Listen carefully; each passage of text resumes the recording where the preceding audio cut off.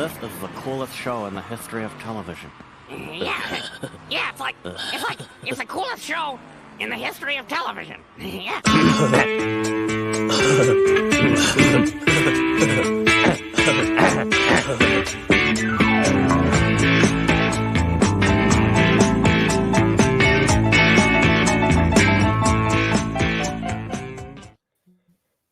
Hello and welcome to episode 58 of the Toy Aisle podcast. I'm your host, Dave, out here in Chandler, Arizona, and then we have all the way from Nashville, Tennessee, Kevin. How are you, man? What's going on, dude? What's up, y'all? Good to be here for episode 58 of the podcast. Your bi-weekly dose of everything from lightsabers, infinity stones, and all things plastic. Want to give a small apology, because we don't apologize for a lot, especially on this show, but a small apology for those that may have thought we were live last week and were waiting around for us. Well, here we are today, bitches. So it is bi-weekly, as we discussed a couple weeks ago, that we do this every other week, and we'll make sure to try to fine-tune that schedule a little bit. That way you can, see it on the Instagram, see it here and there. That way you're not confused. So if you were waiting around for us last week, we do apologize, but we got a lot to cover today. But whether you get us here on YouTube live, whether you go and grab us on iTunes or Spotify, whatever your daily way to get a hold of us is, thank you for doing so. And we've been getting some nice reviews recently, as well as want to give a shout out to Replay Toys, one of my go-tos locally. They shouted us out on their platform today, saying that we were the real deal. We're entertaining. So I don't know if they're on here watching right now, but thank you, Replay Toys, for giving us a good review and driving some traffic to the podcast. So Dave, it's good to be back with you, man. Yeah, dude. Shout out to Replay Toys. That was very nice and thoughtful. And yeah, dude, it's good. I like the kind of new schedule. Get a little week break. There's always going to be toy news every week, but it's nice to kind of we can just come in hot now. We got tons of stuff to go over. We'll definitely try, to not be repetitive, because we do know, you're going to get your content, your toy news. You're kind of coming here for Kevin's hot takes and me, just pretty much complaining about everything. So, all your normal outlets to get, what was released and whatnot. You won't be left stranded. So, the bi-weekly move, it's going to be good, I think. Yeah, it's going to work out good for everybody. And as I think you'd mentioned just a few minutes ago, our goal is to not inundate you with things that you already know. We don't want it just to be like, oh, this is out today, check your stores. And we're going to certainly do that, as needed. But we want this podcast to be entertaining, and we want to give you, spin on everything that is out there. And we talk about plastic and we put some power behind it. So this is going to be a good episode. As you know, we posted on Instagram, Dave. We have our stinker of the week, and we can't wait to tell who, what, or where everyone shat on us. And so this should be a good one. Yeah, and that's a kind of caveat with the stinker of the week. It's not always just like one toy. It could be a movie. It could be a TV episode. It could be a certain panel. It could be anything. So very much looking forward to that. Let's hop into the Jedi Council. So first things first, last week Fig Set went live.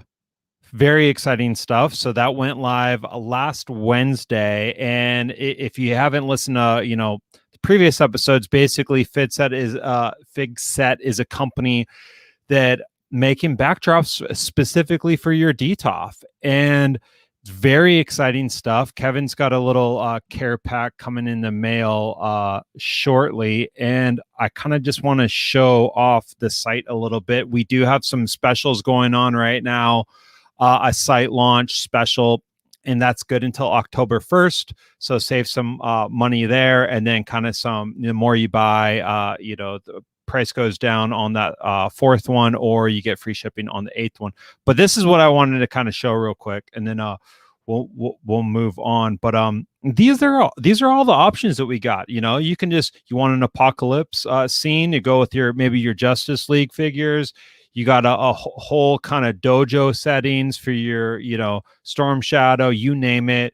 very generic, graphic, a horror. We're gonna have a big horror month in October.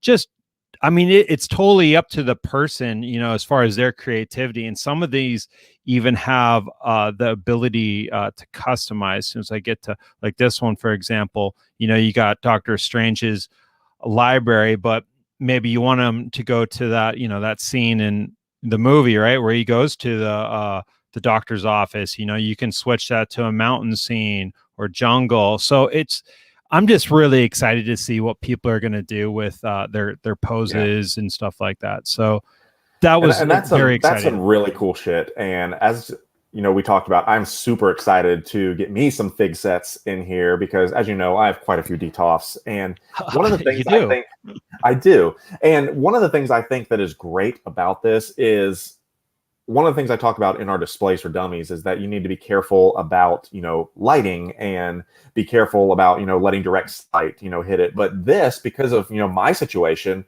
I have some of my DTOFs in front of windows. The shades are drawn, but now I can stop the sun from coming, in on that back end even a little bit by putting some of these fig sets in here. So it's just an extra layer of protection. Although it, gives you the protection, it also gives you a sweet backdrop to really bring your displays to life. And I will be doing a full review, once I get some in here and kind of put it behind here. But Dave, I think fig sets is the display choice of the future. And I really think there's some big things ahead for y'all on that. Thanks, man. And to your point, back at you with, dude, your YouTube, I just watched your lighting YouTube video, and your videos are just getting better and better, man. So I really enjoy watching your YouTube videos. It's nice work. Well, I do appreciate that. And we do have the Collection Room Volume 5 tomorrow for anyone that may be wondering what all you got in here. And so we have a shit ton of stuff to show you guys tomorrow, but that will be going live on the YouTube channel tomorrow at 7:30. If you're not, 7:30 Central Time, sorry. But if you're not already subscribed to my YouTube channel, you can find my Instagram right there, but it's still Kiko Collects on YouTube. And check it out. We have some fun over there. Nice. Okay. And you went to a toy shop this weekend. I did, man. And I know you guys got to go to some conferences recently, but there's just something about kind of popping the cherry of, a new toy store in your area. And so I was super excited that we do a lot of hype for ICCC, the conference in Nashville. As you know, coming up this next conference, Ian McDermott, the Emperor, will be there. He will be one of the main panel guests. So it's a really great conference that's really taking off. ICCC is what it is. But bred out of the ICCC conference is now the IC Toy Nashville. And so I went there and actually got some swag to go with it. So we're going to go ahead and represent IC Toys Nashville. And they specify in Star Wars. That's their main thing. They've gravitated more towards, I'd say, the vintage pieces. So as soon as I walked in, there was two, count them, Imperial shuttles available, as well as one in box. I'm like, oh boy, here we go. We go. Okay. It was a graded in box, going for the cool price of $1,600. I was going to say, I was like, 15 at least. Yeah. Yeah, I was like, we're going to pass on that one, but they're doing a really good thing. Got to hang out with the owner there, and she let us have, she obviously represented, they gave us the hat, but they have a really cool claw machine there as well. And so there's just something nostalgic about a claw machine, but there's all kinds of like little Clone War tech deck pieces. I went Instagram live at the claw machine. So if you want to check that whole little adventure out, it's on my Instagram. But it's a great store, man. It's really good. And I'm always willing to support our local toy shops because, they are the backbone of our collecting. And so make sure to give you the support. So if you're ever in Nashville, please check out IC Toys Nashville. And then one last plug for these lovely people is that if you're looking for some pinball, looking for some arcade, there's a sweet barcade literally right down the road called Game Terminal. So Dave, when you come down to ICCC, we'll hit up IC Toys Nashville and then go crush some beers at the Game Terminal, and we're gonna have one hell of a time. I like it. Yeah, they'll probably have that Spooky Empire or was it Spooky Empire? Spooky Pinball, Halloween pinball that I almost bought for like $10,000. Oh, most likely, because they have an unbelievable selection of some of the different cabinets and different type of boards Yeah. that they have out there. Even like some of the brand new ones, like the new Mandalorian one's already there. And so I fully anticipate that Halloween one will definitely be there as well. That's awesome, man. Well, I mean, I totally relate to you about like kind of christening a toy store or just kind of like pop culture store, because I did that as well this weekend. I didn't find out about this until I think like a week ago, which is insane to me. I think I'm pretty like dialed in as far as, you know, toy stuff and horror stuff locally in my area. But the Arizona's premier year-round horror / Halloween shop opened up, and it's like literally like less than like 3 miles away from my house. So this Like, is a little bit I better didn't than even the know. Spirit Halloweens. Yes, this is like Okay. it's not a year-round, like, don't think of it like that, like a year-round Spirit. Think of it like a year-round collectible kind of custom arts and crafts. I mean, the portion of it was he had it made looked like a video store. So the one portion was just VHS tape. So your boy, So that's where you put it on Instagram. yeah, your Okay, boy had a cool. fucking field day when I went in there. Yeah. It was just like a little, because they usually had the scary movies sometimes like in the back section or The whatnot. spooky movies. Yeah, so it totally had that vibes. He even had like a little TV like kind of going back there. It's very cool. And then he had a whole comic wall of just, old Tales from the Crypt books and Crime Patrol and Tales of Terror, like really older kind of books.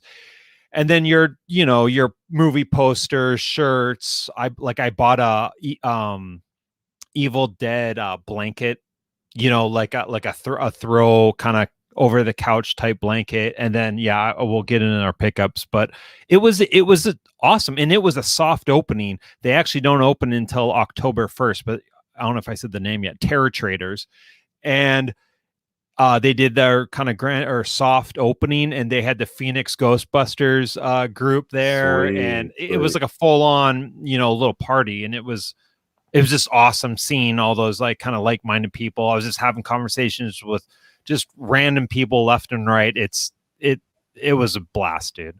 Well, I have to ask, did they have any werepups available? You know what? It was pretty busy, so I didn't get to do a full look, but they had a whole custom like Annabelle doll section of like, I think he has like maybe a dozen different vendors that like make stuff, and he sells, they might like be like a coffin like lamp, that's shaped like a coffin, stuff like that. So but one lady had just a bunch of custom creepy ass dolls, but I did not see a werepup. Damn. Well, I guess I will have to wait still for Replay Toys to have mine come in. I didn't know if there was a way to get it early. So keep an eye out for me, Dave, just in case. Because you got to get one of the OG ones, dude. Get one of the OG ones. I know. I'm willing to throw down. I've already said it. It will be part of the Collection Room Volume 6. I'm telling you right now, that will be a part of it, and I can't wait, man. The spooky season is upon us. It's upon us, baby. Okay, and then lastly, I did a little guest appearance on the Geek Out show with Jade and Heath, and that should be dropping pretty soon. We kind of just did strictly Star Wars. It was just a lot of fun to kind of get, we kind of went over the fan panel and whatnot, and then just what's in the pipe. Like there's a lot of video game news, which we don't really, cover too much, but it was a lot of fun, man. Heath and Jade are awesome dudes, and that's a Geek Out show, the Geek Out show. But dude, let's get into the pickups. What'd you get recently, man? So whenever we have 2 weeks worth to cover, there can be a lot of damage that's done in between. You know how that goes. But yep. So I've had a lot of stuff come in, but I just want to focus on a couple things that I think are important to show. The thing, and I will be showing you the big stuff that you and I talked about, and I'll be doing a full YouTube video about whether I should have gotten this or not. But we'll talk about that in a second. But you may have seen it on my Instagram already, but I did not want to wait any longer. We finally have Venom from Hot Toys, and this is one of the coolest figures easily in my top 5 of all the pieces I have. This thing has obviously the what is this called? A magnet head. It comes with 2 different head sculpts. He's massive. I brought Spidey as a friend to kind of show you for scale. Here we go. There we go. That's how big he is for scale, so you can get an idea. But I mean, look at this thing as far as the head sculpt and the portrait. It's nasty. So this is really cool. He comes with a ton of tendrils and hands and, an alternate head. This is a figure you do not want to miss, especially with the Carnage movie coming out here in just a couple weeks. This is going to be a special one to get. I mean, look at that, for even that side profile. And that is Venom, and I'm very, very happy about that. So go ahead. That's going to be on a lot of people's top 10s, top 5s. That looks absolutely amazing. Yeah, and he's already sold out overseas. He's not made it over to Sideshow yet. So if you do want to grab one and get your order allotment in, highly recommend going to Sideshow and putting a pre-order in for that if you want it, because they are already sold out overseas. So Venom is real. So I do have one other thing I will show you, but we will volley back and forth if that's okay. Okay. And I'll come back to that. Well, I know all of our listeners and viewers are very anxious to hear the outcome of the Thrawn Gentle Giant statue trilogy. As am I. As you can see, mine is safely behind me. Where's he at? Right there. Mine's safe behind me there, represented. Yeah, there he is. Okay. So 3rd time's the charm. There we with go. The head. Okay. With the head. God, that'd be fucking hilarious if I dropped this. Yeah, dude, I'm so excited. It felt a little weird, like throwing away all of those like pieces of the other two statues. Did you get rid of all the pieces already? So, yeah, they made me destroy it and show pictures of it each time before they would send me a new one. But I made sure to not damage the head. So, boy, that's what I was getting at. And I was wondering if you want to possibly work out a trade, because I was wondering if maybe we could try to use one of those heads on a 6-scale body and make a Thrawn, because I think man. I was actually thinking because I was looking at mine standing next to Krennic. These are like a 1/7 scale bust, right? So it's a kind of different. It's scale, a little small, yeah. But Thrawn's got a big head, so perhaps it would look right. But I think it'd be an interesting kit bash potentially.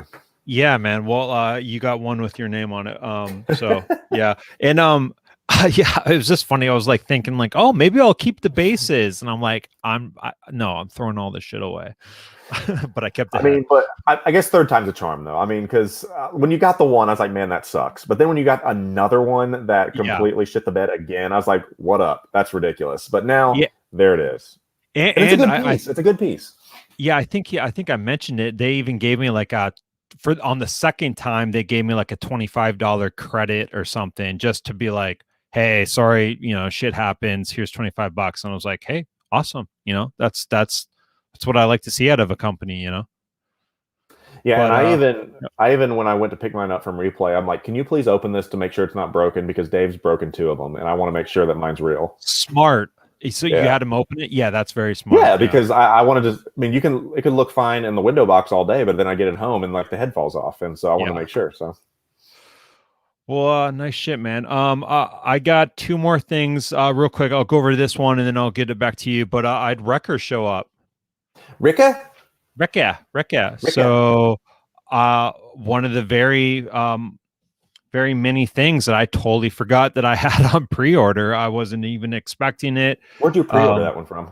That was an Amazon deal. Nice grab. And usually I'm pretty up to speed with what's toy relating on my Amazon account, but I kind of dropped the ball on that. Gil, what's up, man? And then so you got one more thing, yeah? What else do you get? So, Dave, I'm going to actually read this text message that you sent me, and I'm hopefully,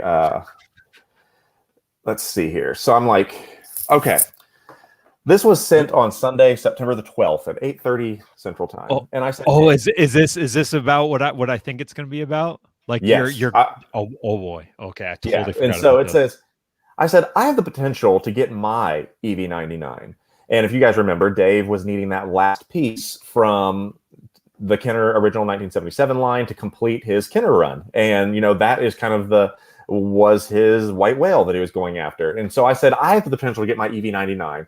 What went through your head, Dave, before making the decision to go all in? Talk me out or in. To which you said, oh boy.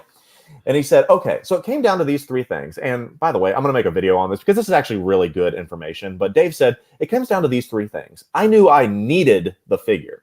Bid was low enough that I could be a player and I had the funds, and the figure was in great shape. And you know what? Those are three great things to think about. To which I responded with, I feel like I check all those boxes, but need, quote, is the one I'm struggling with. It's so elusive and rarely comes up that it's kind of not really part of the line, but it would technically be the final piece. To which you then said, then you can always offload it later and you change your mind. Better that route than regret not doing it in a few weeks. And I said, damn, these are such great points. I will make a video on this. And then I send you a picture of Sex on the Beach, the club cocktails. That's how the rest of my day went. So, Dave, I ended up doing it. Do you say you have a guess? Yeah. Okay. So I will give you your guess. I think you may be onto what it may be, but I will field your guess, and then I will show you, and I'll try to keep my poker face right here. Dave, go ahead. The Hound, Game of Thrones. Very good guess, but wrong. Is it Game of Thrones? It is not. As I said, it's so elusive. Most people don't even consider it part of the line. Are you ready for this? Michael, the last Hail Mary, that Michael Jackson one that you still need. Hang tight. So I will say is that this is it's so elusive, it hardly ever comes up. It's not considered part of a line because there's not many out there. So I then said, okay, what am I going to do? And I finally pulled the trigger. And Dave, you were correct. There it is. I now own the Michael Jackson Billie Jean. This is one of the actual grails from Hot Toys. I actually did a video on this too. The word grail is thrown around so often, but this is one, as I said, this is the one that was released right when he died. And they were only available in Hong Kong. They hardly ever make it to the States. And when they do, they are asking ridiculous amounts of money. So this figure alone, next to the Hulkbuster, is my most expensive figure, and that just gives you an idea of what I dropped on it. But I'm happy because I have my entire Michael Jackson line. I told you that's something I always wanted to have. Yep. And there you go. The Blitzway Ghostbusters and the Michael Jackson line was something I've always wanted, and I never thought, because I was never going to pay overseas because you never know if it's actually going to show up. But I wanted to find a U.S. seller. I did, and with you talking me into it, I finally made it into where I have the Billie Jean History Michael Jackson edition. Dude. And you will see it in its full glory tomorrow on the walkthrough of the Volume 5 collection tour. I mean, thank you, Dave. Yeah, you're very welcome. I did a lot. I did a lot of heavy lifting, having to convince you, dude. That's a big deal, man. I mean, that's pretty much equivalent to my EV9D9 as far as like you hit. I don't see them bringing out new Michael Jackson figures, so like you're done that line. It's done. Monkeys off the back. Yeah, and so if we want to get real crazy, the last, I guess, grail whale that we're looking for would be that Ecto 1 eventually. But I just don't have places to put that at this point in time. I'm going to have to find a really good deal, essentially. That's not on the radar. That's something way down the line. But you never know. Some Sex on the Beach cocktails, me hanging out with you. We could bring it home one day. You never know. I can't imagine all this shit. Like if you and I spending 3 days together, something like, bullshit in Nashville or in Anaheim or in Phoenix or whatever. And then just like, seeing the eBay statements at the end of the month, like how many bids? or Like the you're best winning, and it's like what did I bid on? The best is when the stuff starts showing up and Yeah. it's like, oh, it's the post office, it's UPS again, blah blah blah, and you just have this like collection of boxes that are sitting out at the trash can, to which you can't hide that from your wife or significant other. No. And they'll be like, shit, Kev, why do you have 75 boxes just sitting out there? I thought you just got back from Dave. Didn't you find anything out there? I was like, well, yeah, we weren't really great, recommended for each other. So yeah, surprise, honey, to which I then will end up having to take her on another trip for my negligence. So, sure. So I have to play it like that. eBay's always, they're always like, they're a snitch. eBay's a fucking snitch because, when it's just like a box from Target or a box from Big Bad or something, I can just hit her with the, well, I just pre-order. It's just a pre-order. There's no fucking pre-ordering on eBay. Okay. Like she knows like 5 days later, it's on your doorstep. Yeah. So, you fuck eBay. You're so bad in so many ways, snitch. But I'm still in bed with eBay because I still make several poor choices. I made more poor choices, even this week. So I can't wait to share those with you on the next one. So eBay is literally life and death. All right, man. Well, let me burn through these. This is the new. What's my new handle? VHS 66 VHS Junkie. So these are all from Terror Traders. Anaconda. What a beautiful J-Lo in that, beautiful case, dude. I definitely got a theme going on here. Arachnophobia. I'm really happy about this. The Jaws 2-pack. That's a nice one. It's a nice one too. I got some old Universal Monsters, the Phantom Opera, and Werewolf of London. And funny story about the Phantom of the Opera, I found a different one of the newer versions at Goodwill, and at Goodwill, you always got to look at the actual tape because you might get some homemade porn or something like that on there. And I was like, oh shit, Phantom of the Opera, and like I grabbed it, I checked it, and it was like some Johnny Sins. Yes, yeah, exactly. So and then I bought it and confirmed that it was Johnny Sins. But and then so later that night, I found the other Phantom Opera at Terror Trader. So funny story there. H2O, very pumped on that one. And then last two, got to go with it. And I was really excited about this one. Jason X. Jason, that's a great one. That's a great cover. Jason in space. Yeah. Dude. And that was just a lot of fun. I can't wait until it opens up, full time. I mean, they're going to be like I think a 10 to 7 kind of deal at just every day, year round. And he did say that he has like so much stock, like he has storage units. Well, that's great news for you then. yeah. And he, when people were taking tapes, he just had someone just like going in the back and bringing out new ones. So I think it was probably like a case, like he was probably just a collector that's like maybe kind of done the conventions and then just has so much stuff and it's like, fuck it, I'm going to do an actual shop. So, I'm excited about that. But okay, so is that everything? Well, yeah, dude, I'm pumped. Thanks, because man. you showed Halloween H2O. Do you want to say anything about the new Halloween trailer? Or do we want to save that for later? Yeah, we can get into that. Yeah, I mean, this episode's going to be pretty loose. So yeah, we can get crazy. Yeah. So what's the final trailer of Halloween Kills? Mm-hmm. Yeah. Are you even more excited, or are you kind of just like whatever? The trailer is almost the same as the last one. Like, what is it doing for you? So this, and I jokingly told you, like, it opens up the Halloween multiverse kind of to me, is that, it brings back all the old people from all the old films. They're all back in this one, which I think was fantastic. It's not just Jamie Lee Curtis, it's everybody. And so I think that they kind of laid out the idea that this dude isn't just a man anymore, that it is the embodiment of evil. And so I really am excited to kind of see where the story goes from here, because I think there is Halloween Ends after that. There's one more, right? Yeah, and I think they finished filming on that too. Like they basically filmed both simultaneously. Movies. Yeah. It's I wouldn't say it was the same. Like I'm excited about it, but like I also didn't need to see that. Like just get me in that movie already. You know what I mean? I just want to go see it. So I don't want to see anything else about it.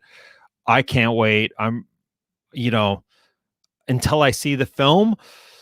And if it's good, dude, I'm all in on David Gordon Green. Then, you know, if Halloween Kills is going to be good, which I really think it's going to be, I have a lot more confidence in everything that he's doing, and he's doing The Exorcist coming up. So, And that's the one, just because there's so much ill will towards all the other Exorcist movies that, I mean, you have the original Exorcist, which wasn't a classic, but then all the other ones were just, you couldn't measure up to that because I guess, you know, the shock value was gone and you really need to kind of figure out a way to rebirth that project. So yes, I think what you had said is exactly right. You know, if you nail and stick this landing, then perhaps you can do some of the other classics. Yeah. And back to Halloween Kills, I just heard it sounds like his kill count is going to be through the roof. And I love the girl or somebody hanging from the swing. That's pretty wild. Yeah, dude. Like that's pretty brutal. I can't wait, man. I've been watching a lot of the Halloween movies. I think I mentioned it. I hit on a bid for like the box set Blu-ray set, which is like insane. It's going for crazy on eBay right now, the Halloween box set. And I'm sure after Halloween Ends comes out, they'll do like a 13 disc or probably like, 16 discs with like a couple, special edition discs. But I'll be getting that when that happens. But yeah, no, I'm very excited about Halloween Kills, man. Yeah, that trailer looks awesome. And I just think it's good to kind of get our Halloween spooky juices going because, man, we're only 40 days from Halloween, which is pretty awesome to think about. And Halloween and fall is my favorite season and holiday. So same. And I get into it, man. I love the spooky feels. And I keep saying spooky because it reminds me of Randy Marsh when he has the Blockbuster in South Park. And he says, I thought we were just going to rent spooky movies. That's one of my favorite South Parks ever. So, yeah. All right. Well, let's get into Star Wars. And while we're in Star Wars, we're immediately going to transition to the stinker of the week. And wow, funny how that works out. Just an immediate hard right, on the off ramp there, getting on the highway, immediately getting off, and that goes out to that Star Wars fan first panel. That was, abysmal. That was so bad. I kept on like, all right. I told myself, I was like, all right, I still need to be like, of course I'll be respectful and everything, but like, I do, give that team a lot of grief, but it's all warranted. But now, like, the training wheels are off here. I'm just going to start saying it how it is. That was such a joke. I felt like the stuff that Patrick was saying, I felt like he was like a politician.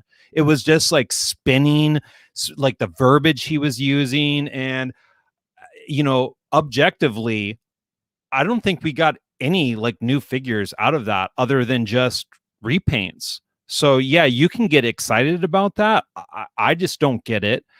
And then go ahead. And I was just going to say, and going back to that, and I'm sure you're getting ready to talk about it, this whole debacle about the Razor Crest, and I'm going to let you kind of get into that, but I have my thoughts, so I'll let you lead with it. Yeah. So first off, everyone is thinking, when they announce this, oh, okay, we're going to hear about the Rancor, and like everyone thought that. This is going to be fan first thing. They've already been teasing the Rancor. It's few and far between the Star Wars fan Fridays or whatever. So if that's coming in the fall, there's probably not going to be another one. Like this is going to be it. So we didn't even get that, right? And that's not their fault. That's on us for speculating that or whatnot. But what they did at the end of it, they mentioned that the Razor Crest is going to be delayed. And, they could have said literally this isn't like news to people of like what's currently going on with like supply chain and whatnot. Just across the board. It doesn't matter if you're sourcing something domestically or internationally. There's issues all around. So the fact that we haven't gotten any information about the Razor Crest was very weird and not like how it was with the sail barge. So that was kind of where the smoke started. So you combine that with what's going on in the world. No one's surprised that this is going to be delayed. But this is where the whole like politician spin cycle thing is. Patrick literally, I'm paraphrasing, but he literally said it's delayed due to the overwhelming amount of backers. And see, that's where I have to call bullshit, because does he not realize that part of these Hasbro teams, that there's also a Marvel Legends team that just had a Sentinel released around the same time with even more backers than that, and so that doesn't hold water, and it is such a slap in the face to the people that have funded this, to where you have so much ill will, right now with, I feel, the Star Wars fan base and collectors, to where you have people like you and I coming on here and just, blowing them up for it. And we're not the only ones. I mean, there's accounts out there that's saying, Jesus, I mean, at some point you have to take some responsibility for it. And you have to wonder at the top, who is saying that, Patrick, you're doing a great job? Who is actually going to these board meetings and saying, hey man, you guys are killing it right now? That I would love to know that. There's just got to be like a lot of back end stuff. That's I'm sure he's great. He's amazing at his specific job of like marketing. But I don't want that. I want someone like Steve Evans, like Dwight, like the big three. I want someone that's obviously like a fan. I'm very passionate about the line, so it's infectious. Like, I want them to get me excited about it. And like every time, like, Patrick, and I don't even know who the other people are on the team. They kind of seem like they rotate in and out, and it's almost like, no one probably wants to be a part of that team, because they just know it comes with so much, polarizing, fans, and like, you're tied to that team, you're immediately public enemy, and like our crazy Star Wars fan base is going to just tear you apart. And I mean, that could be our fault. That I don't think I would really want to take a job, but we're just the toxic fans, man. Yeah, I think so. But yeah, regardless, that was such a disappointing, fan stream. And then the fact that they didn't tie it off or end it with the Rancor, even more frustrating. We talked about it, Jade and Heath. I think it was Heath had a really good point.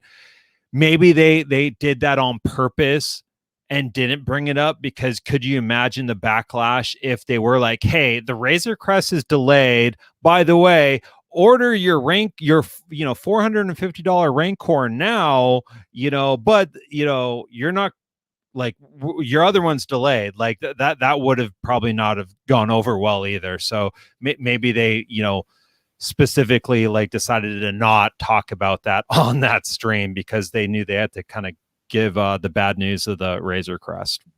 See, I'm gonna have to play devil's advocate on that, because that reminds me too many times having to lie for my drunk father, for being crazy.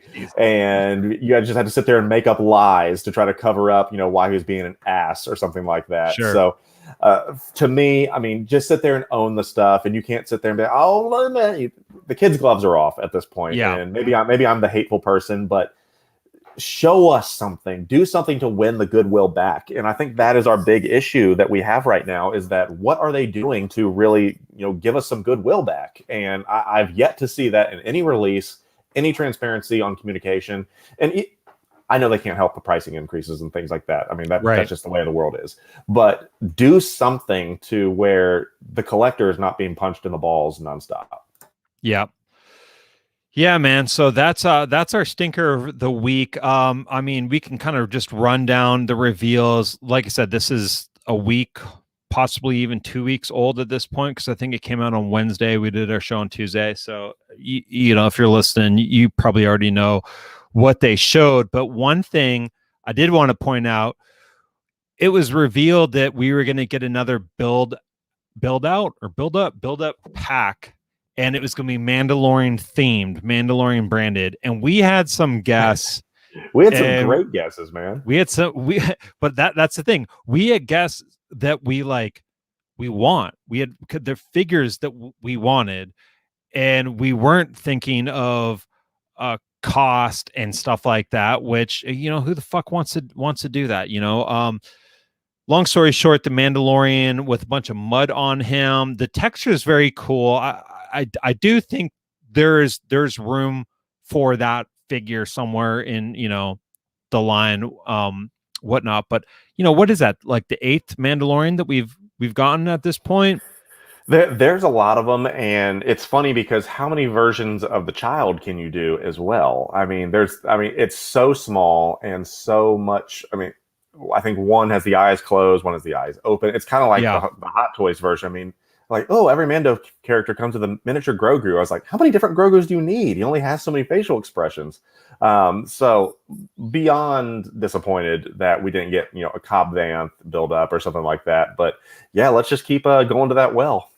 Yeah. I think, yeah, you mentioned like a Nomad Boba Fett. That would have been sweet. Okay. Was there anything out of that panel that like got you pumped, or that you were like interested in, anything like that? Nothing really that was really you know, groundbreaking. I'm just looking here at some of the things that we wrote down. You know, the retro Stormtrooper. I still don't think the carbonized thing does it for me. There's some people, I guess, that really do like that. I feel like that one's kind of just jumped the shark a little bit. Yeah. When it comes down to kind of like in your situation, you know, we all have space issues, and I don't need 75 versions of something. We're just with, you know, different paint deco. And especially if you're going to take them out of the box, in box, I certainly don't have room for boxes. But I guess to each their own. I mean, obviously they have market intel that shows that they are selling. So, but I know some people are excited about that, I guess. Okay. Yeah. I don't have any of the credit collections. It doesn't do anything for me. One thing that I was pretty excited seeing was the TVC, a Stormtrooper, trooper pack. I love that. I've been saying it for a long time now. As soon as the Legends team started doing those trooper builds in the, you know, more, you know, economic, eco-friendly packaging, I think it's just in a small box, you know, and I believe they're a little cheaper too. Yeah, that's just that seems like just like a money printing machine, like type decision. You know, throw up generic Stormtroopers, make them a little cheaper, so for TVC they could just come in a bag, so you don't even need the card back. Black Series, same thing, comes in a bag, make it $18, and just something that never, you know, gets sold out. And like, fucking everyone would buy like 20 Stormtroopers. Like I don't understand that, and like not just like adopting that of how Marvel Legends is doing that, and just start doing that. So maybe this is like they're finally starting to like, okay, they're open to the idea. Maybe I mean, it's easy money, and as you maybe I'm just stupid, but it's one of those things that I just don't see why you just don't go down that route, because as you said, people will buy them, people will buy mass of them, and it's easy to produce, and you don't need anything fancy. I mean, it's strictly to purchase in mass. So I mean, get your margins any way you can, and that's certainly one way to do it. Yep. Okay, well, let's get out of the Hasbro stuff. Oh, man, we got a lot to talk about in 6 scale, right?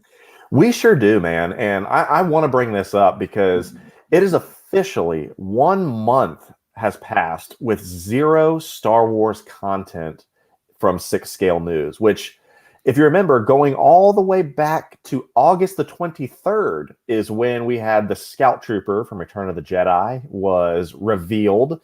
And do you want to take a guess how long it's been since we actually had a release, Dave? For Star Wars. For Star Wars, yes. 2 months. Exactly. Maybe not that long. It was exactly 2 months tomorrow. July 22nd was the release of the Coruscant Guard. And we have been, it's been dry over here, man. Marvel and everything is just pumping it out. And we'll talk about that when we get there. But I wonder, it's not like they don't have them in the pipeline. I mean, we've had pre-order for the past, 2 years. Where are these figures? What is happening? And it's not an issue of being able to manufacture them. And we'll talk about this once we get to Marvel, because I'm looking at a bunch of Marvel releases that just came out. So what is it about their pipeline to where these things aren't coming out? Where is Rex? Where is Ahsoka? All these things were slated to be between, September and October of this year. Right. Those aren't anywhere close to being here. It could be, trying to stay in line with the storyboard groups.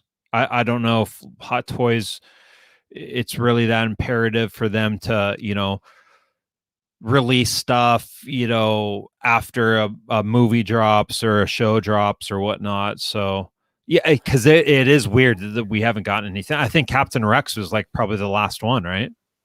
Yeah, and I mean that was the one that was. I remember sitting at my mother-in-law's house when they announced Captain Rex. This was right when, kind of 2 years ago almost, when that tornado ripped through Nashville, and we were staying at my mother-in-law's house, and they're like, "Oh, here you go. Here's some nice news for you that morning." But that's how long it's been, man, since it was released. And so it's not like they don't have the bodies. I'm looking at a bunch of Clone Wars, those 501st released, and so you got the body. You have the head sculpt because you got your Codys. It's not like you don't have that. So paint the hair blonde and throw it on there. What are we waiting on? So very, very interesting to say the least. I know they just asked right there, is that what are my thoughts on the Clone Wars sideshow Obi-Wan and Anakin? We did talk about that. I think they're cool, but that price point is not cool at all. And that was our big thing. Right. I'd love to see them in hand, kind of what they do, and if they do additional pieces of that line. But they are way overpriced, I think, for what they are. Yeah. I do remember that now. Yeah, weren't they like even more than a Hot Toy? I mean, I think, the Hot Toys usually like $250. This was like $225 and I was like, that not going to happen. So yeah, it's a little discouraging that, it's officially 1 month since any news at all from Star Wars. But hey, the night is young. We could still get something tomorrow. I know they like to drop things on Tuesday nights, Wednesday mornings. So fingers crossed we get that. But you know what, Dave? We are going back to the future on tipping the scales here, because we got a lot to say. Is that we got real excited when the OG Marty and the OG Doc, but now let's just go ahead and round out this fucking line, man. We now have Back to the Future 3 Marty and Doc, and I think you're getting pretty hype about these, aren't you, Dave? Dude, I can't fucking wait, man. It's funny. I think it was the Frank and Sons collectible show that I went to in California like two or 3 months ago. And, my rule with Hot Toys is like, I'm just going to do troopers. That's it. A couple Star Wars troopers, nothing fucking crazy. Well, I got like fucking 14 Hot Toys now and a ton more on pre-order. But when I went to Frank and Sons and I got to see the most like Hot Toys in one time, like ever, like even at like a collectible shop, there might only be like 10. There is every booth, like it seemed like there was a lot of booths that had a ton of them. And I got to see a bunch of, figures in the Hot Toy form that I've never seen before. And I immediately was like, yeah, I'm going to start fucking with some other my favorite fandoms. The 3-0 Breaking Bad pieces, I'm after those. And then I told you, okay, well, I got back and I immediately was like, all right, what's the deal on the Back to the Future Hot Toys? Like, I know the Marty, the Marty 1, that's really expensive. Tell me about Marty 2, and did they make a doc? And so the juices were going then, and I had the OG Marty on my watch list on eBay, and I was I even put some bids on like 600, 650. I can't remember what it ended up selling for, but I was like in the market, and then like a week later, they hit with that beautiful re-release, and I got my order in right away for the dog. And by the way, that is shipping in Hong Kong now, and it should be here in just the Marty, yeah, Marty and Einstein, yes, no doc. Yeah. And going back to this Marty and this new doc, it's January 23, and that's a little depressing. I hope that they kind of move those up, but damn, these look good. I mean, those look so cool, and I mean, they're so much fun. And the biggest question is that we've now seen, there's that doc. Hold it right there on that. Yeah. We've now seen 3 versions of the DeLorean. We've seen the DeLorean from the original Marty, the original one. We've seen the hovering DeLorean, obviously from the screenshots from, Back to the Future 2, those ones. And now we have this one from Back to the Future 3. I think we're getting a DeLorean. I think there's no chance that they're not going to do that. But will they be kind and just make it a convertible kit to where you can put the different pieces, different wheels, or are we going to have 3 different DeLoreans? What are your actual thoughts about this? Because who's going to have room for 3 of those? Yeah. Okay, so let's before we get into that, let's talk price point.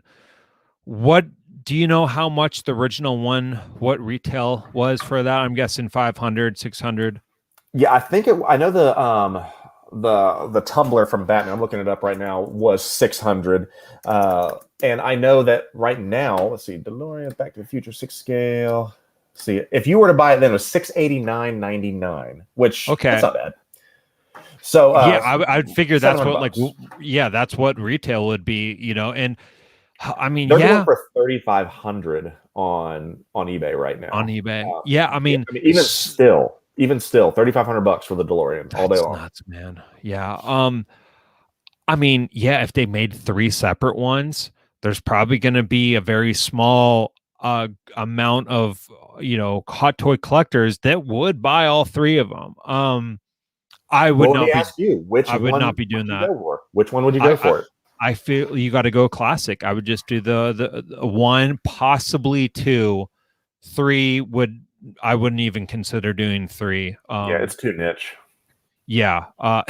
One of my good buddies, Travis, this is his favorite movie, which is I mean, hey, to each their own. He's wrong. It's not the best one, but right. But yeah, it's got to be like a kit, that you can make it whatever version you want. I mean, and it's make it $100 wheel, more.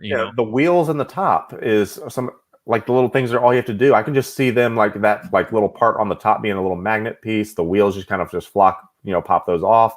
But then everything else is all the same. The interior is all the same. So I was like, I don't know. So I guess we'll see. But man, this is interesting. Do you think this speaks to a hint at re-releasing 2? Well, this actually comes with this figure. That's part of that figure. Oh, I didn't know that. Right okay, there. got it. But I mean, they certainly could. I think the Back to the Future 2s are probably going to be the ones that get released last or re-released last, simply because we've never had an original doc. That Marty, the original one, was the big ticket one that everyone always wanted. And now they have these. So they may circle back around to, BTFF 2. So I don't know, man. It's a good time to be a Back to the Future fan. I can tell you that. Now, if we can just get a Biff in any form, I have to have a Biff. If they were to say, give me any figure you want from Back to the Future to go with these, it would be Biff, 100%. Okay, so if they're like, all right, you're only going to get one, and there's like 4 or 5, iterations of him, which is the one that you're picking? I say I'm going to go. No, I say that I'm going to go with the classic '50s Biff with the with the rolled up sleeves and the Letterman jacket and the skin tight pants. I love that one. I'm not going for the Donald version. I'm not going for Gruff or anything like that. But all those that would look good with this, and I'm not going with Griff either, just because that one was too comical for me. And I think we lost Dave in the process here. So I guess he didn't like that I really wanted to go with that that version of Biff. I'm there back. You are. Hello, Dave. Yeah. So I think we both said, yeah, just classic 50s Biff, right? Yes, sir. Okay. Well, what do we got next on the docket? Okay, so let's go into top three, right? Are we done with tipping the scales? We are. We have tipped Okay. them, and now we're just waiting for the pieces to fall where they may. All right. So top three. So it's been a while. We didn't have one last episode. So this one we are talking. What have I got written down here? What property do you want to see make a return in film? So this could be on the small screen, this could be a movie, you could have a whole universe kind of mapped out for what you would want to see. So what kind of property? And for example, like a Die Hard, I want to see a Die Hard TV show, and we'll kind of talk about our ideas and whatnot. So that's going to be the top three today. Kevin, how about you get us started, man? What's your number three for what you would like to see, make a comeback? So this may be a little controversial, but Oh, I boy. love controversy. So I would love to do a mini series, if we can, of Jack Sparrow's Pirates of the Caribbean. I am not interested in the reboot without Jack. Yeah. I know.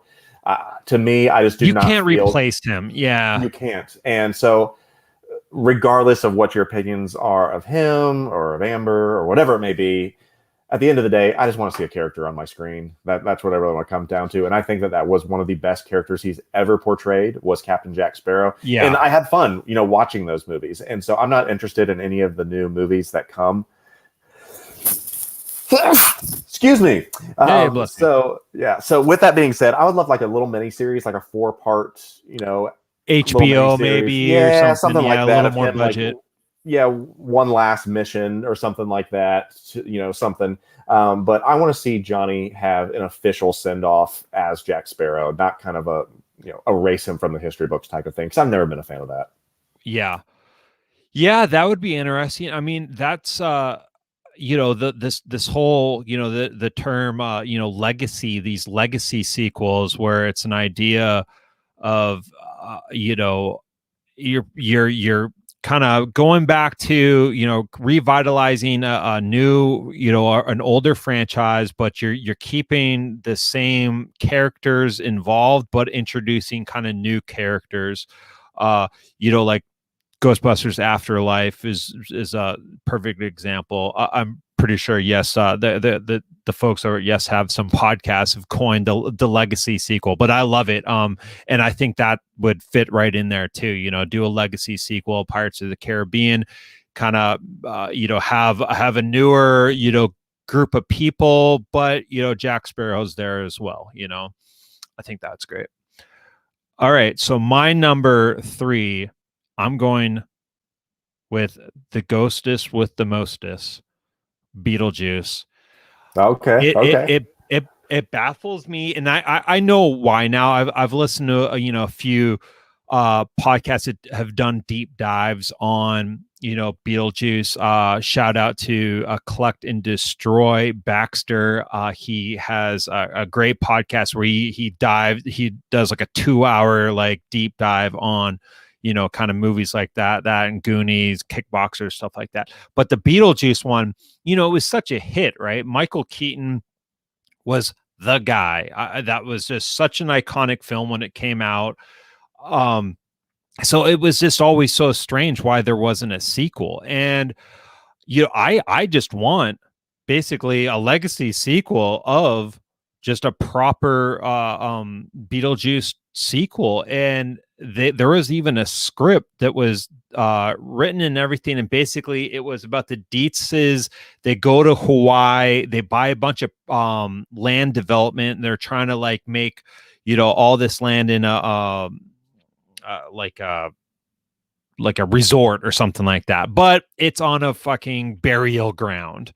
And so they conjure up all these these ghosts, and they start wreaking havoc, and then they somehow enlist Beetlejuice to help. So just the idea of Beetlejuice in Hawaii, like ever since I heard about that script, like that sounds so cool. So Michael Keaton is definitely open to playing old beloved characters that he's done. I see this as something that could still happen, and I feel like every year this kind of gets, there's a little like someone says something in the tabloids or like an interview, and then people are like, oh, does this mean it's going to come? So I think we will see a sequel to Beetlejuice, as long as, heaven forbids, but as long as, Tim Burton and Keaton and Ryder, you have to have those three. If you don't, if something happens and you don't have one of those pieces to the puzzle, it's not going to happen. So I do think they need to do this in the next 5 years. Yeah, I think that's a great one. And especially with, I'm not going to say return to prominence, but Keaton is really starting to, whether, I don't know if whether it was Birdman that kind of got him going again, or whether, being in Spider-Man got it, but obviously, Batman is back. I mean, he's really starting to kind of hit his stride again, which is awesome because I love Keaton. I think we all do. Yep. So I think that'd be perfect timing. And I love the idea of like how the movie opens up is him at that, the waiting room to go in to see his caseworker, and then like it's real time, and then his number just now is getting called, because he got his head shrunk, and then he took that guy's number because his number was like so long to wait, and then so it's like he's just now getting to like talk to his caseworker. So I think that would be hilarious too. But that's my number 3, Beetlejuice. What do you got for your number 2, Kevin? All right, once again, this is going to be controversial, and people may even roll their eyes at me, but I would like a revisit, one last final season of Seinfeld.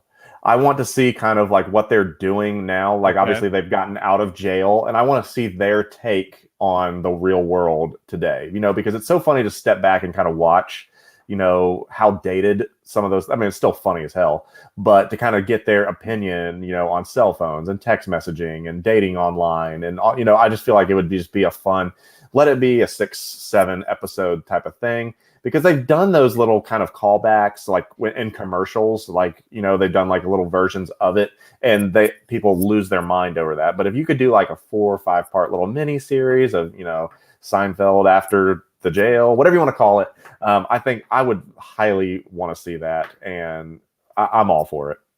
I mean, something about the Seinfeld gang and how they would handle the COVID situation. I know. I mean, it'd be too good. I want that so bad.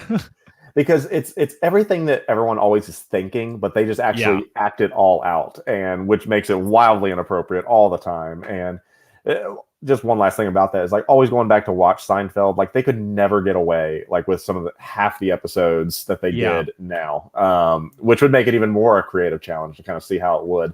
But I want one more shot, another episode of Seinfeld. Yeah, another kick at the can, man. I mean, everyone would want that. I feel the same way about the Office. You can't do a Friends reunion and not do a Seinfeld one. We'll exactly. I feel like there's other shows that were doing that. Like I know Fresh Prince did like a special, Parks and Rec did like a special, but like I think there's definitely Full House. Yeah, the Fuller House, exactly. Like, man, I could totally see them doing just a quick little, 6-episode miniseries of both those, Seinfeld and The Office. That would be awesome, man.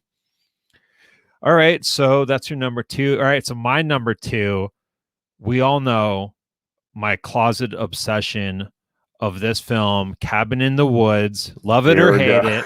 Love it or hate it. It's a film. Yes, it's a film.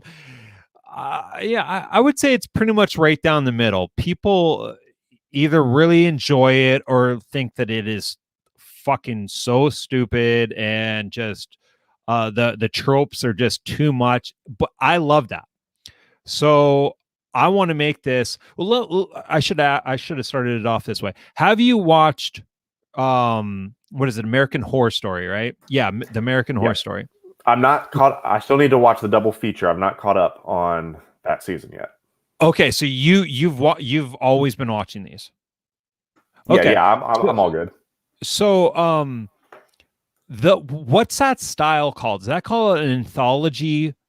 Like, Yeah. would you call that an anthology show? So every season is its own storyline, right? Yeah, it's a self-contained story. Yeah, Okay. and that's why the same actors are in there playing different characters. Yeah. Okay. So I would want something like that. I would want an anthology style, but every episode is basically the whole show is kind of featured around the workers, right? The employees, they're the shady scientists. You don't know what's going on, and I want the main character to be J.K. Rowling's, or sorry, J.K. Rowling, J.K. Simmons, and I don't know if it's because of the does he do the American Family Insurance commercials? Like that's what and it's depending on his haircut or his facial hair, he can look like a different person every single time. It's incredible to kind of see how versatile he is as an actor. He's so good. Yeah, so that's basically what I picture. I picture J.K. Simmons in the American Family commercials, and you're following him around, but every episode is centered around new people at the cabin. So the whole story is basically about him. He's like maybe he works in the development, or he's like the actual controller, and he's like hitting the switches. But and then every episode it's just like about like new people that you introduce them real quick and then they get murdered. I think you got a good pitch here, man. I really do. I think that this is well thought out. I think you got a good pitch here. And just, I mean, say what you want about Drew Goddard, and you could have it total like Buffy the Vampire vibes, and just really lean into what I think this film is great about, is just exploding and showing off the classic tropes. You know what I mean? Just like all of the horror kind of, typical stuff that happens in horror movies, and making fun of it, like lean into it. And I want nothing but that. So that would be my number 2, Cabin in the Woods, a TV series. All right, man, bring it home. So number 1. Naturally, this is going to be controversial too. So let's go 3 for 3, shall we? So this is not a reboot per se. This is a redo, and I want them to go back and redo Game of Thrones season 8. I want them to wrap up that story the right way, the way it should have been, not rushed, make sense. And wow, because I think George Martin's come out and said that his book is going to be different than the show. Yep. And so, okay, once that book drops, we need to call up the people at HBO and say, we're redoing this, and they'll call it, Game of Thrones, the Untold Season, or something along those lines. But send us home happy. This is not the way it should have been. Yeah, I mean, if they do that, that's like redoing the sequel trilogy for Star Wars. It's just not going to happen, But it's it was the biggest show of all time, and to have it literally fall apart to where collective backlash, it's different if you're telling the sequel. I hate the sequel trilogy. I've been adamant about that, but at least it made sense, I guess. Yeah. But this was so egregious and rushed, and then kind of the bailout, and like you even have them saying that they're sorry for it. No one at Lucasfilm is apologizing at all, but you have the Thrones people, including the author, saying what the hell. And so I'll never forget Emilia Clarke on the red carpet, and they say, "So, what do you think about season 8? Best season ever." If you remember that, one of my favorite lines ever. And what she like rolled her eyes, kind of like, yeah, she did. She did like, she's like, best season ever. Yeah. So please redo that just for us. Okay, I didn't see that coming at all. I mean, very fair, very fair. I mean, yeah, I'd be down with some more Game of Thrones. I'm not gonna boycott that. All right, so my number 1. Yeah, bring it home, my man. This is going after one of my favorite movies. You got any guess? And this is going to be a direct sequel. There is a direct sequel. Okay. Direct sequel. There is a recent.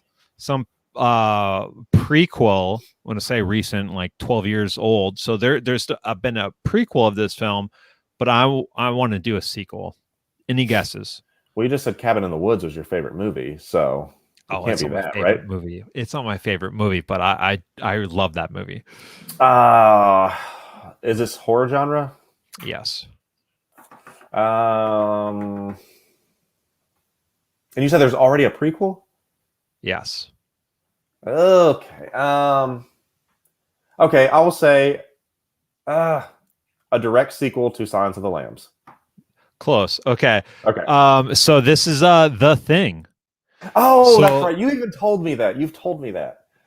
So let's get a direct sequel. But when I say direct sequel, I don't want it to take place right after this happens. This is going to be more in that legacy sequel genre. The idea I was thinking of, it starts off with a new detective. I'm plugging in my boy Shia LaBeouf. Say what you want. I know he's got a bunch of like off-field stuff going on. No, he'd be a good actor for that. Yeah. So he's going to be my protagonist. He's going to be the lead actor in this film. Something's happening. Shit's happening. He's working a weird case, and there's some details about this case that reminds him of something that his dad told him about. And so he starts doing some research about Outpost 31, another Norwegian outpost, and then an American outpost 31 in Antarctica, in the early 80s. And that there are some details about that match up with the case that he's currently working. So he finds out that there is only 2 survivors, from Outpost 31, and that's McCready and Childs. And he tracks them down. We don't know how, McCready and Childs survived, but they're very much alive. Well, and this is taking place now. So it's Keith David and it's, Kurt Russell, now old, right? Shia LaBeouf goes home, and that's when shit starts getting weird, right? And then basically the whole movie is a whodunit type movie. So you as the viewer, where the last one left off, where it was a standoff between Childs and McCready. Like, well, who is it? It's one of those guys. The alien is one of those guys, but we don't know. That was why that movie was so great. So I want to continue that same vibe, that whodunit, paired up with John Carpenter, who's still killing it musically. And I think it's a slam dunk. I mean, I know there's a lot of people that gatekeep and hate the idea of remakes, thinking that even if it's like a bad remake, people think that that's going to fucking ruin their experience with the original, which I just think is like absurd and makes no sense to me. Like, even if a remake is shit, and if one person likes it, that's a win. Yeah, and I know there's a lot of negative of remakes. There's probably a lot of people that even rolled their eyes at us thinking about this idea of reboots and things like that, because everyone's like, oh, don't touch it. Everyone's creatively bankrupt. Come up with an original idea. Why don't you? But there's some things that, can only enhance or enrich the legacy or the story that is there. And I think everything we've laid out today, especially yours, I mean, yours are well thought out and, even got all the plot points and everything with them. It just enhances the legacy of these original franchises and stories. Yep. And such. And there's a difference when you have nothing and you're like, oh, I guess we'll just remake this. That's different. This adding on and enhancing the legacy, like Ghostbusters is going to do, is I think what we're going for. And I mean, even like to that point, like, Ghostbusters is going along, but like, Answer the Call got a lot of shit. There's that's a polarizing film. That's the last Jedi in the Ghostbusters universe, and so many people were pissed off that got made and hate that movie and whatever. But when I my nieces, that's like their favorite movie. And the kicker is, up until like when I found that out, like I was like watching that movie with them, and like they're like, yeah, we watch this all the time. We just started watching it. It's awesome. It's our favorite movie. They hadn't even watched 1 and 2, you know. So if that movie didn't, and then of course, you know, I had them watch 1 and 2, but you know, if that movie, you know, now they're Ghostbuster fans. So like I love the idea of remakes. It makes no sense to me when people are so passionate about like gatekeeping, like the shit that's happening right now with the Lost Boys. There's so many people that are so pissed off that they're remaking a Lost Boys, and it's like, who fucking cares? Like, good. I'm glad. I want more content. I would love to see, you know, someone's interpretation of the Lost Boys now in 2021. You know, it's not going to affect how I think about the original one. It's I don't get it, but yeah, that's my number one, man. Well done. This was a solid top 3. Very solid. I really enjoyed this. We have to, I guess, bring it back to Toy Talk, I guess, for a second, just as we kind of dive back into Marvel, if we can. And a lot of this stuff, as we said, you know, maybe 2 weeks old. But one of the things I think that was fantastic was this retro carded wave of Spider-Man that we've been talking about a lot of these for quite a while. We talked about they need to redo a Hobgoblin, redo a Spider-Man. I'm sorry, redo Shocker. But the big ones were the Symbiote Spider and the Ben Reilly are already sold out on Hasbro Pulse. So those were well received. Hobgoblin is officially gone now. That's the one that I know people don't have him in his collection because that's a very hard to get one. I don't like that one because it looks too flat. It looks very, very cheap. I don't know if you have the Hobgoblin one to pull up, but I'm glad to hear that it is sold out. But it doesn't have the depth to it that the other one had, you know, with the scales and things like that. There's no texture. There's no texture. That's the word I'm looking for. But I'm glad people are going to be able to get that. So, if you want to jump on Hasbro Pulse and secure some of those for you, go ahead. But then the great one is this Doctor Strange from Walmart. Everyone has been talking about a comic accurate Doctor Strange, Sorcerer Supreme, for quite some time. And we finally got that revealed, only to find out it is a Walmart exclusive. And that's where people get so caught up. Do you think that Doctor Strange will ever see the light of day, or will it be kind of like the the Black Widows that kind of trickled in, or the Venomized Captain America? Where will this one fall?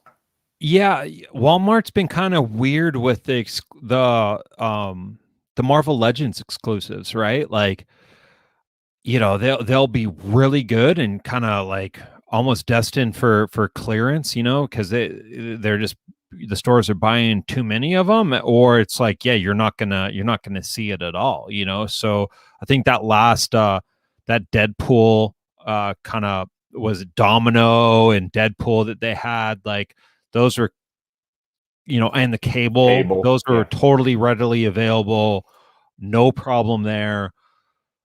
I don't know. I just the fact that this is Strange. I think there's just a lot of Strange hype right now with the What If, and we got the madness. We got that coming. I could see this one being pretty hard to get. That $26 price range. And there's a lot of shit in there. Like that's like 3 different great. heads, I think. Yep. No, this is if you are only going to get one Doctor Strange and you're not an MCU person, like this is the definitive, Doctor Strange look. Yeah, certainly. Yeah, he looks great. So hopefully, I don't think there was a release timetable for that one, but that should be coming to Walmart soon, eventually.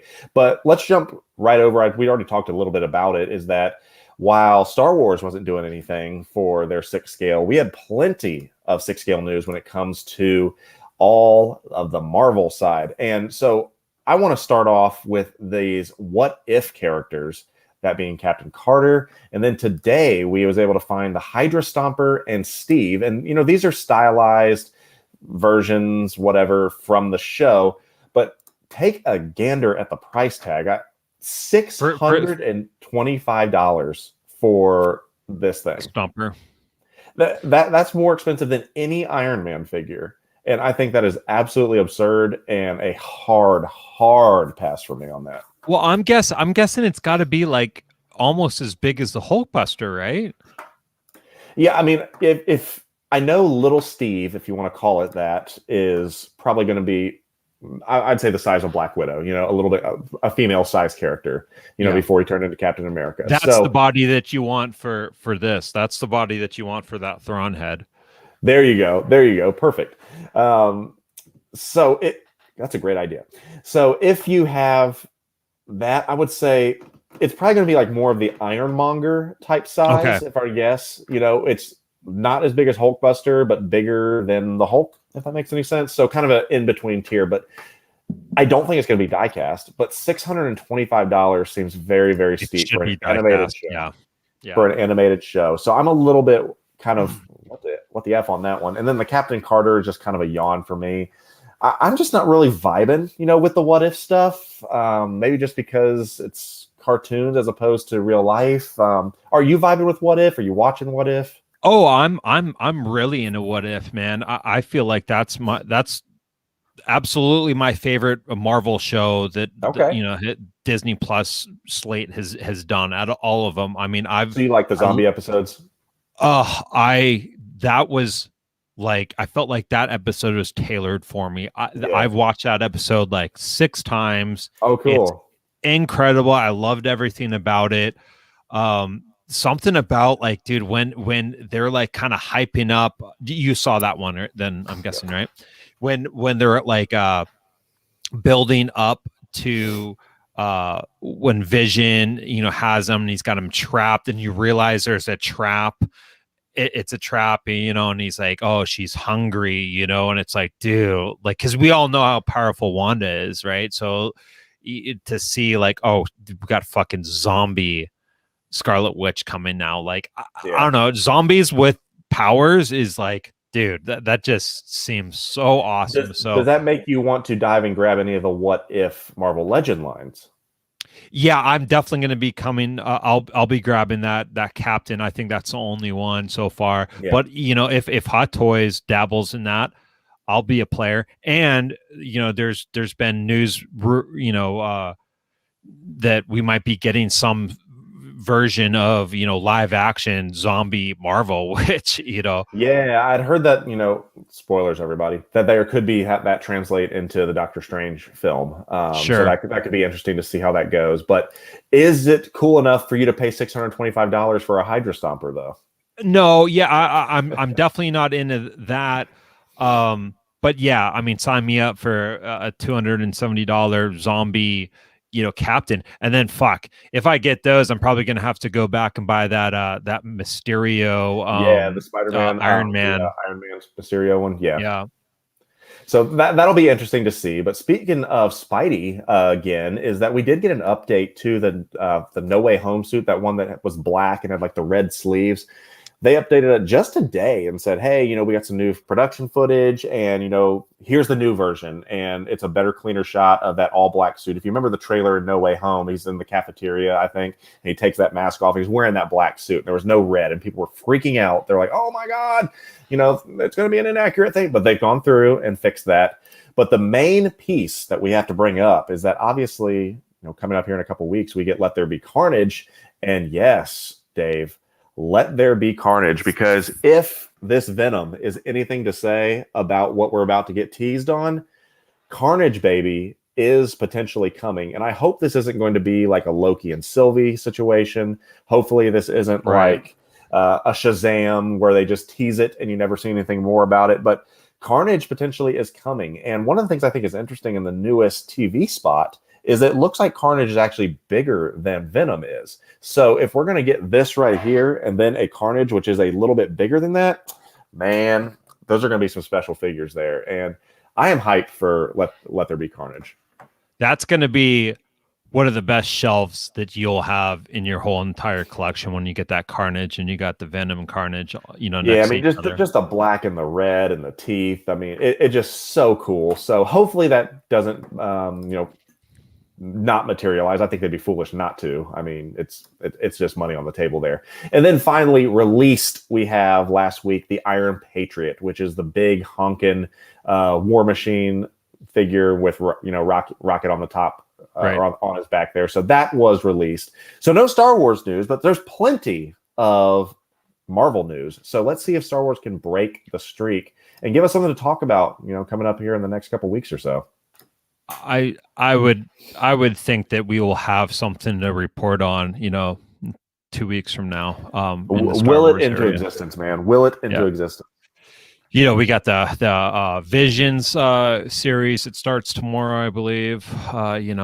Okay, well let's wrap it out with just a few leftovers. So this was very exciting. This is something I wanted to talk about. So we got we got the NECA clothed Quint.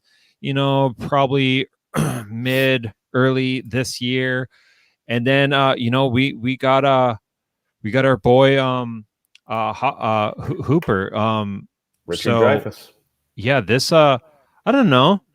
I don't really gravitate to the cloth figures when it comes to NECA. I primarily kind of just go after the ultimates. That being said, if they do an ultimates of all the Jaw stuff, I'll be getting all those as well as all the cloth ones. But just something about these figures. It's like a doll. You know what I mean? It looks like a doll at this point. So I don't get as excited about these as I do with ultimates. But what is exciting is, if we're getting him, we're going to be getting Sheriff. And I think there is even rumors that we're going to be getting some sort of, iteration of Bruce the Shark. And holy shit, like if we get that whole squad, I doubt this is probably just a diorama, but if we even got like the Orca somehow, even if it's just like the back of the boat, essentially, where you can put all three of them, on there, and then kind of have. I love that with the cup when he sits there and crushes the cup. That's so good. Yeah. He's like, "Yeah, slow ahead. I go slow ahead. Why don't you come down here and chum some of this shit?" So good. And look, is that different face sculpts? I guess. Do they have different? Heads? I think it comes with two different. So look, he's kind of more serious there, and then he's smiling there. There might even be a third one. There he is with the Quint. Yeah. So this, two. Okay. Yeah, okay. The crushed cup. That's great. Yeah. So yeah, I'm very excited about this figure. Shouldn't be that hard to find. And then we got some pretty, amazing news with Super 7. Yeah, these were fire. And this isn't anything that Kevin or I collect, but we can't help. You tell me, Kevin, but like this to me is like a perfect wave. Like all of these figures I remember playing with. This is just, I think, the best wave assortment that they've done. The Teenage Mutant Ninja Turtles Ultimates. We got Ace Duck. Mike, this sewer surfer. I still have that figure. Scratch, the rarest figure out of the Playmates line. Yep. And then Slash and some Mousers. Yeah, this is absolute perfection. We've joked about this a little bit. The only thing we're collecting from Super 7 are pre-orders because they take forever to actually come out. But damn it, these look really, really good. And if you are in the Super 7, Turtles line, these are the ones you want. Just because the nostalgic itch from Scratch and what that represents, from, the Playmates, just like you'd said. But, Slash is one of the coolest ones out there. He was kind of the edgy, cool one. And then it's the perfect, kind of accessory pack with all the Mousers. You get everything that you would possibly want. And I just think they absolutely nailed that. So I think the price points do make sense on these just because of what you get. But man, that window of from reveal to release is a little tough. Bit painful. It's a little bit painful. Yeah. What are they saying on this one? It says release. LOL. Yeah. I don't think they have it in here. Just a pre-order. Click the terms FAQ at the top. At the top. Yeah, there's a thing that says FAQ. Okay. October 20, and okay, that's the pre-order. Late summer 2022. Yeah, and that's where I'll call BS on that. Every time. They need to do a better job at setting the ETAs on these because I do not see this being ready by that summer. I got another email today about the Thundercats Wave Yeah. 3, the some QC issues, and I've had that for over 2 years. It's literally been 2 years. So I literally just have wave 1, and I've had wave 2, 3, and 4 on pre-order. A couple of them for 2 years, and then the other 2 over a year. So it's just, yeah, that's got to get better. But they're doing so much too. Like all this, they got SpongeBob figures now. They're doing the Simpsons. The Simpsons ones are wild. They're gonna have to scale up their operation because trust them. This time they've got it figured out. See you in summer 2022. They got this one. Yeah. Okay. Well, that's pretty much it for the toy news. So, great episode, man. We got a lot to say, and we covered a lot and talked a lot of shit, and it's been a good time, man. Yeah, this is good. So we are bi-weekly. You guys will see us 2 October weeks from now. Is what it is. Yep. And we appreciate everyone for listening and watching, and we'll see you guys on the next episode. Thanks a lot, guys. Take care.